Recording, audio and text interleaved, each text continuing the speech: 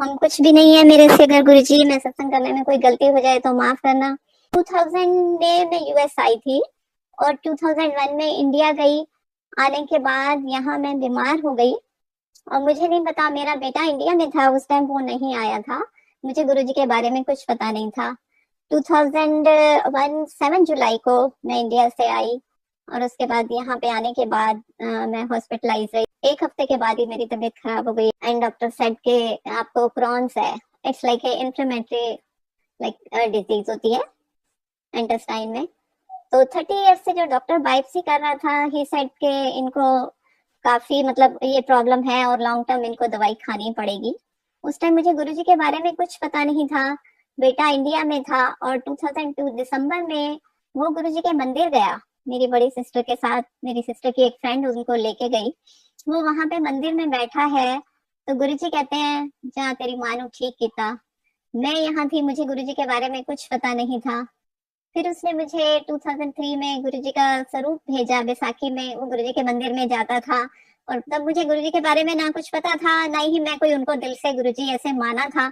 लेकिन शिव जी की मैं शुरू से पूजा करती हूँ, मंदिर जाया करती थी। मेरे घर के बिल्कुल पास में मंदिर था और हर मंडे में शिव जी पे जल चढ़ाया करती थी। तो उसने मुझे गुरुजी का एक लॉकेट भेजा और एक कैलेंडर भेजा। वो मैंने अपने मंदिर में रख लिया, लाइक जैसे भगवान की पूजा करते हैं एक रिस्पेक्ट के तौर पे। बाकी मुझे ये नहीं था कि मैंने दिल से उनको गुरु माना। धीरे धीरे मेरी तबीयत जब ज्यादा बिगड़ने लगी, वो दवाई खा के जब क्रॉन्स डायग्नोज हुआ और 30 ईयर्स से जिस डॉक्टर ने मेरी बायोप्सी की उसने कहा कि इसको दवाई खानी पड़ेगी। तो 1 महीना वो दवाई खाने के बाद संगत जी मैं पूरी पूरी रात जागती थी, सो नहीं पाती थी। और उसके बाद मुझे डिप्रेशन आ गया। उस दवाई का साइड इफेक्ट इतना ज्यादा था, मैं खाती थी तो मैं बोलती थी मुझे घबराहट होती है, मैं नहीं खा सकती। नींद में भी उठ के मुझे टाइम टाइम बाथरूम जाना पड़ता था। इट्स लाइक कोई पॉकेट जैसे फट जाती है ना, ऊपर से डालो नीचे से निकलता है, लाइक दैट। ये हालत थी मेरी, वेरी रिस्ट्रिक्टेड डाइट। और उधर से गुरुजी ने इंडिया में बेटे को मंदिर जाने पे ये कह दिया था कि तेरी माँ ठीक कर देता। और 4-6 महीने में एक एक 1.5 महीना ही दवाई खाने के बाद मेरी तबीयत बहुत बिगड़ गई, दोबारा हॉस्पिटलाइज हुई। तो डॉक्टर कहता है कि इसको तो क्रॉन्स है ही नहीं। और डॉक्टर से शॉक कि ये क्या हुआ कि जो 30 ईयर से डॉक्टर बायोप्सी कर रहा था वो कहता है कि इसको ये बीमारी है। और एक 1.5-2 महीने के बाद ही सेड के क्रॉन्स है ही नहीं, इसको तो सिर्फ बैक्टीरियल इन्फेक्शन था। और 15 दिन की दवाई देने के बाद उन्होंने मुझे लाइक बोला कि आप ठीक हो जाओगे। और मैंने सब नॉर्मल खाना खाना शुरू कर दिया। तब तक भी मैंने कोई गुरुजी का शुक्राना नहीं किया, मुझे नहीं पता कि मैं ठीक, मैंने कहा ठीक हो गई। बेटा मेरा फिर गुरुजी ने मेरे बेटे को भी इंडिया से यहाँ भेज दिया। उन्होंने इतने बड़े बड़े मंदिर में वो जाया करता था, इतने बड़े बड़े 2 लड्डू उसको खिलाए और उन्होंने बोला कि जा तू हुन माँ को चला जाएगा। 2003 में वो आ गया। फिर आके वो मुझे गुरुजी के बारे में बताता था, मम्मा देखो गुरुजी ऐसे 4 लोग लंगर खाते थे, यहाँ पे हम लोग एम्पायर स्टेट जाते थे, गुरुजी ऐसे बैठते थे, गुरुजी ये करते थे। मैं बड़े प्यार से सुनती थी गुरुजी। फिर मुझे धीरे धीरे उनमें विश्वास आने लगा और मुझे समझ आया कि मेरी ये बीमारी ठीक करने का, मैं मेरी उस सिस्टर और मैंने बात की कि वो गुरुजी ने ही ब्लेस किया था, इसीलिए मैं इस बीमारी से मुक्त हुई। गुरुजी की ही कृपा थी वो। लाइक 2003 से जर्नी शुरू हुई। फिर वो मेरे पास आ गया यहाँ पे और फिर धीरे धीरे हम लोगों ने गुरुजी के को थोड़ा थोड़ा सा मानना शुरू किया। और 2005 में मैंने न्यूयॉर्क में एक अंकल थे, उनके यहाँ बेटा कहने लगा कि मम्मा अभी आप ठीक नहीं हो तो हम इंडिया नहीं जा सकते, यूएस में एक गुरुजी का दरबार बना हुआ है, वो वहां पे सत्संग होता है। तो पहला सत्संग मैंने न्यूयॉर्क में अटेंड किया 2005 में। एक बहुत छोटा सा उन्होंने एटिक के अंदर मंदिर बनाया हुआ था। 131 को न्यू ईयर 31 की नाइट को हमने बैठ के सत्संग किया, डांस किया और गुरुजी का लंगर खाया। तो बहुत ही अच्छा लगा, ऐसे लगा कि हम गुरुजी के बड़े मंदिर आ गए हैं। उसके बाद गुरुजी को मानना शुरू किया और मैंने धीरे धीरे घर में पूर्णिमा गुरुजी के बर्थडे पे और लाइक गुरु पूर्णिमा पे सत्संग करना शुरू किया। गुरुजी की कृपा से गुरुजी ने 2005 में हमें घर ब्लेस किया, बहुत बड़ा घर लेके दिया जो हम सोच भी नहीं सकते थे। क्योंकि हम जब यूएस आए थे तो हम बिल्कुल जीरो स्क्रैच से स्टार्ट किया था, सिर्फ 4 सूटकेस लेके आए थे। और 5 साल के अंदर अंदर गुरुजी ने की ब्लेसिंग से हमें इतना बड़ा घर मिल गया, बेटा भी यहाँ आ गया। फिर मैंने सत्संग शुरू किया, ऐसे नहीं कि मैंने मंथली सत्संग शुरू किया, सिर्फ गुरुजी के बर्थडे पे और गुरु पूर्णिमा पे किया। उसके बाद इंडिया से एक दिन मेरे पास फोन आता है रमा आंटी का कि आंटी आप सत्संग क्यों नहीं करते। मैंने बड़ी घबराहट होती थी कि गुरुजी का सोच भी नहीं सकते कि कैसे गुरुजी का सत्संग शुरू करोगे। फिर मैंने कहा अच्छा आंटी मैं सोचती हूँ। 2006 फिर मेरे ब्रदर इन लॉ आए और इन बिटवीन हमें मिलना हुआ इनसे। उषा आंटी की बेटी की शादी के लिए कार्ड आया, वो भी मैं उनको जानती नहीं थी, कोई सीधा उनके थ्रू कार्ड नहीं आया। मेरे ब्रदर इन लॉ आए हुए थे, गुरुजी ने उनको ब्लेस किया था, भेजा था कि जा अमेरिका, उनकी बेटी रहती है यहाँ पे, कि अपनी कुड़ी ਨੂੰ मिलन जा। और उन्होंने गुरुजी के की रिंग ब्लेस कराए। तो गुरुजी ने कहा जा ਇੱਥੇ नहीं वंडने, ਇਹ ਸਾਰੀ यूएस ਦੀ संगत वास्ते ने, ਉੱਥੇ ਜਿਹਨੂੰ ਜਿਹਨੂੰ देगा उनका कल्याण होगा। गुरुजी पंजाबी में बोलते थे। वो जा नहीं रहे थे। गुरुजी कहते कंजर जानता क्यों नहीं है। गुरुजी प्यार से ऐसे बोलते थे। और वो इतने सारे गुरुजी के ब्लेस्ड की रिंग लेके आए।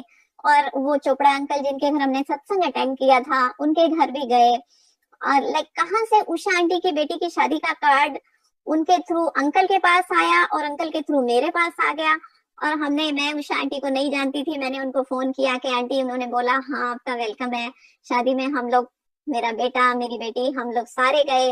गुरप्रीत आंटी, हम लोगों ने इतना एंजॉय किया संगत जी। वो शादी हम आज तक नहीं भूलते कि गुरुजी ने कैसे कहाँ कहाँ से, लोग एक दूसरे को नहीं जानते, मेरी बेटी ने वहां पे डांस परफॉर्मेंस भी की और हम सब इकट्ठे एक घर में रहे। उन्होंने हमारा रहने का अरेंजमेंट अपने एक फ्रेंड के घर किया और वो लोग भी बहुत अच्छे थे। एक वीक के लिए हम रहे वहां पे। वहां हमने गुरुजी का सत्संग भी उषा आंटी ने किया, गुरुजी के बारे में बताया। वहां मुझे गुरुजी की फ्रेग्रेंस भी आई। फिर 2008 में मेरे बेटे की, गुरुजी ने बेटे को ब्लेस किया।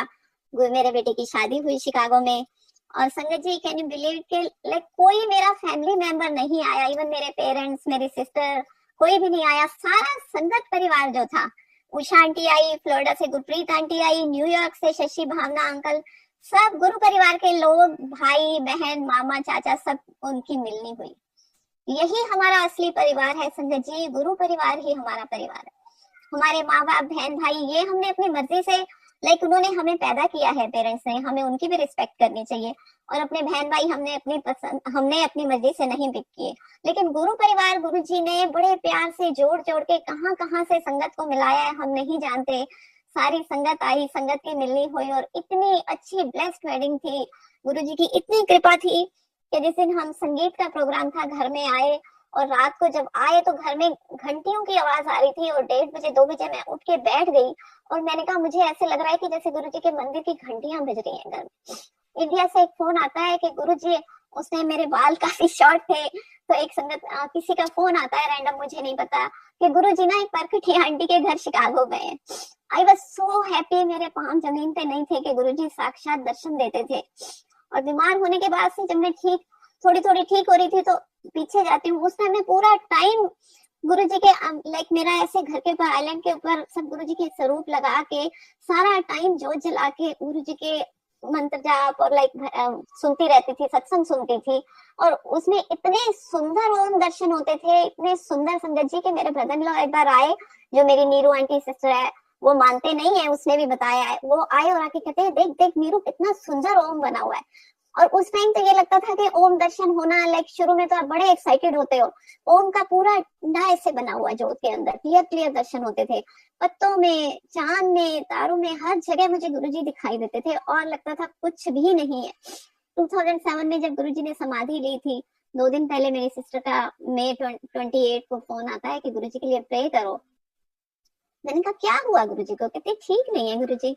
मैंने कहा मैं मन में मन कह रही हूँ गुरुजी मुझे कुछ हो जाए और हमारे प्यारे गुरुजी ठीक हो जाए। और संगत जी आप मानोगे, उस रात मुझे इतना तेज फीवर आया, आई वाज 2 ब्लैंकेट डालने के बाद में भी मैं ऐसे लग रहा था शिवरिंग। मेरे हस्बैंड ने 2 मेरे ऊपर कंफर्टर डाल दिए और मई जून में काफी गर्मी होती है यूएस में और एसी चल रहे हैं, लेकिन मैं कांप रही थी जैसे 104 डिग्री मुझे फीवर आया। और वो एक ही दिन में वो गायब हो गया। नेक्स्ट डे जब मैं उठी तो मेरा फीवर बिल्कुल ठीक हो गया। वो गुरुजी की मर्जी थी क्या था। और 2 दिन बाद पता चलता है कि गुरुजी ने महासमाधि ले लिया है, हमारे प्यारे गुरुजी ने चोला छोड़ा। तो ऐसे लगा सारी दुनिया चली गई, जैसे सब कुछ था, परिवार भरा पूरा, लेकिन मैंने तो उनको देखा भी नहीं था। लेकिन गुरुजी का प्यार इतना था, इतनी ब्लेस, तब तक इतना प्यार हो गया था उनसे कि लगा कि सारी दुनिया ही लुट गई है, गुरुजी चले गए। मैंने अपने बेटे को कहा, उसका निकनेम मिट्ठू, गौरव अंकल जिसने मुझे गुरुजी से जोड़ा था, मैंने कहा मिट्ठू गुरुजी नहीं रहे। ही सेड क्या? मैंने कहा हाँ। मुझे ऐसा लगा कि क्या, जैसे सब कुछ खत्म हो गया, ऐसे हो गया था। धीरे धीरे फिर मन को संगत से मिलके शांति आने लगी, शांति से मिले, दूसरे लोगों से मिले, फिर बेटे की शादी गुरुजी ने कराई। उसके बाद गुरुजी ने एक मेरा ग्रैंड चाइल्ड लाइक सन ब्लेस किया उसको। 2014 में गुरुजी ने फिर बेटी की शादी, बेटी थी यहाँ पे, उसकी शादी कराई। वो भी कैसे ब्लेस किया गुरुजी ने कि एक यहाँ पे अंकल कनाडा में है और एक वर्जीनिया में एक फैमिली है, वो भी मेरी बेटी की सिस्टर इन लॉ जो है वो गुरुजी को मानती थी। वो हमें न्यूयॉर्क एक बार संगत में बैठी हुई थी और हम लोग भी वहां पे थे और उनसे मिलना हुआ, तो उन्होंने अपना शादी का कार्ड हमें दिया और हम लोग वर्जीनिया शादी में आए। उनके जो मेरा सन इन लॉ इस टाइम है, उनके बड़े भाई की शादी में हम आए। उस टाइम सोच भी नहीं सकते थे। और जैसे मेरा सन इन लॉ लाइक मेरे नीतुल अंकल उस टाइम डांस करके स्पीच दे रहा था, मन में एक हर माँ के ख्याल आता है कि ये बच्चा अच्छा है, मेरी बेटी की भी शायद इससे अगर शादी हो जाए। मुझे ये नहीं पता था कि वो अतुल का छोटा भाई है या क्या है। आ गए हम लोग शादी अटेंड करके, उस बच्चे को भी नहीं पता क्योंकि उनके यहाँ 1000 लोग, इतने लोग आए हुए थे सत्संग के लिए, सॉरी सत्संग शादी अटेंड करने के लिए। हम लोग वापस शिकागो चले गए। कनाडा से मेरे पास एक अंकल का फोन आता है और वो कहते हैं, सुमन आंटी आप ना अतुल अंकल के, जो अतुल के छोटे भाई के लिए गरिमा की बात क्यों नहीं करते। मैंने कहा अंकल कैसी बात कर रहे हो, कहाँ वो लोग, कहाँ हम, मैं सोच भी नहीं सकती क्योंकि वो यहाँ मेरा सन इन लॉ यहाँ बॉर्न हुआ है, but he is very down to earth. गुरुजी उसको इतना ब्लेस करे, सारे दुनिया के बच्चों को ऐसा जैसा बच्चा मैं सोच भी नहीं सकती जो गुरुजी ने ढूंढ के दिया है। मैंने कहा अंकल मैं कैसे बात करूं, मेरी हिम्मत नहीं होती। मैं चुप कर गई। उसके बाद हर बच्चा, जैसे शादी.com पे मेरी बेटी ने अपनी प्रोफाइल बनाई हुई थी, उसने एक्सेप्ट की वो, तो मेरी थोड़ी सी हिम्मत बंधी और मैंने कहा कि मैं अतुल को जानती हूँ। तो मैंने उसको फोन किया और मैंने बोला बेटा आप नितुल की शादी के बारे में आपने कुछ सोचा है। He said, आंटी वो किसी अपने, उनका जो भाई है वो किसी और गुरु को मानता था, कोई उनके नेपाली गुरु थे। सर आंटी अभी ना हमारे गुरु ने मना किया है, अभी 1 साल उसकी शादी के लिए नहीं सोच सकते। वही बात खत्म हो गई संगत जी। थोड़े टाइम के बाद फिर वो न्यू जर्सी संगत में, जब उसकी नितुल की, मेरे सन इन लॉ की भाभी एक बार उसको लेके गई, तो वहां पे संगत में बैठे हैं वो और एक अंकल, फिर दोबारा से बात, एक अंकल ने बोला कि आप इसकी शादी के बारे में कुछ सोच रहे हैं। उनके बड़े भाई को बोला, तो कहने लगे एक फैमिली है। वो कहते कौन, वो शिकागो वाली सुमन आंटी। तो सेड के हाँ। फिर दोबारा से बात शुरू हुई और देखो गुरुजी ने सत्संग परिवार के थ्रू ही कराना था और उसने बोला ठीक है। अतुल का मेरे पास फोन आता है कि आंटी मैं गरिमा का नंबर मुझे दे दीजिए, तो मैं अपने भाई को दे दूं। मैंने कहा हाँ बेटा। और संगत जी आप मानोगे नहीं, 6 महीने सिर्फ इस बच्ची ने, 6 महीने से भी कम, मेरे सन इन लॉ और गरिमा, मेरी गरिमा आंटी ने बात की होगी, क्योंकि इतने लॉन्ग डिस्टेंस आप मिल तो सकते नहीं है, हम शिकागो में और ये वर्जीनिया में, और बिल्कुल नॉर्मल बात करते थे। कोई ये नहीं था कि हाँ लव मैरिज है, लाइक ये कोई भी सुन सकता है, ये घूम घूम के वो ऑफिस से जाते हुए इससे बातें करता था। और 6 महीने के बाद उसकी मम्मी का फोन आता है कि हमें गरिमा का रिश्ता चाहिए। तो ये कौन कर सकता है, कौन, हम सोच भी नहीं सकते संगत जी। सपने में भी मैं नहीं सोच सकती थी कि इतना अच्छा लड़का गुरुजी दिलाएंगे। उनकी इतनी ब्लेसिंग्स हैं, इतनी है कि वो झोलियां भर भर के देते हैं और हम लोग उसको समझ नहीं पाते। गुरुजी देते नहीं थकते। गुरुजी ने 2014 में फिर उसकी शादी कराई। उसके बाद 2015 में मेरी बेटी प्रेग्नेंट थी और उसका मिसकैरेज हो गया। उसके बाद वो इतनी अपसेट हो गई कि कहाँ क्या हुआ। मैंने कहा मेरा कभी गुरुजी से विश्वास तो टूट ही नहीं सकता था। अब तो इतना प्यार हो गया था कि जो करते हैं गुरुजी अच्छे के लिए करते हैं। मैंने कहा बेटा जो चीज हमारे लिए बनी ही नहीं, जो चीज हमारे लिए नहीं थी, वो गुरु ने नहीं दी। और after 6-7 month again she was pregnant, और इन बिटवीन वो, उसको इतना डिप्रेशन आ गया कि मुझे उसको अपने पास शिकागो ले जाना पड़ा। वहां भी ठीक नहीं हुई। फिर मैं वर्जीनिया आई और एक दिन मैं उसके साथ गुरुजी के नाग के दर्शन के बारे में बताती हूँ। उसको एक ट्रेल पे लेके वॉक कर रही थी, आफ्टरनून का टाइम था, गर्मियों के दिन थे और हम ट्रेल से जा रहे हैं और ऐसे पैर रखते हैं तो दो नाग का जोड़ा ऐसे हमें दर्शन देता है, ऐसे करके। और नेक्स्ट डे ही हमें सत्संग में जाना था। हम उस सत्संग में गए तो गुरुजी ने उसी नाग देवता के रूप में ही अपने चोले में दर्शन दिए, 2 नाग का जोड़ा। हम वहां से जैसे ट्रेल के ऊपर से निकलते थे तो ऐसे बीच में ऐसे थोड़े स्टोन पड़े होते थे, उसके ऊपर पैर रखने लगे तो देखा नाग देवता है। मैंने कहा थैंक यू गुरुजी, आपने ब्लेस कर दिया। उस टाइम ये भी नहीं समझ आया कि गुरुजी ने ये 2 नाग क्यों दिखाए। और शाम को उन्होंने अपने चोले में दर्शन दिए तो हम तो नादान है, हम बड़े खुश थे कि देखो गुरुजी ने दिखा दिया कि मैं ही था। और उन्होंने सेम वही 2 नाग के जोड़े में उन्होंने दर्शन दिए। और गुरुजी ने 2016 में फिर उसको ब्लेस किया, एक बेटा दिया। अगेन 2 साल के बाद गुरुजी ने एक और बेटा दिया। तो ये गुरुजी की ब्लेसिंग थी। उन्होंने वो नाक का जोड़ा दिखा के 2 बेटे ब्लेस कर दिए, वो हमें बाद में पता चलता है। गुरुजी के ढंग इतने निराले हैं संगत जी, इतना ब्लेस करते हैं, वो पल पल हमारे साथ हैं, पर हम उनको जान नहीं सके और ना ही जान पाएंगे। और शुक्राना करते करते हम जितना भी कर सके उतना कम है।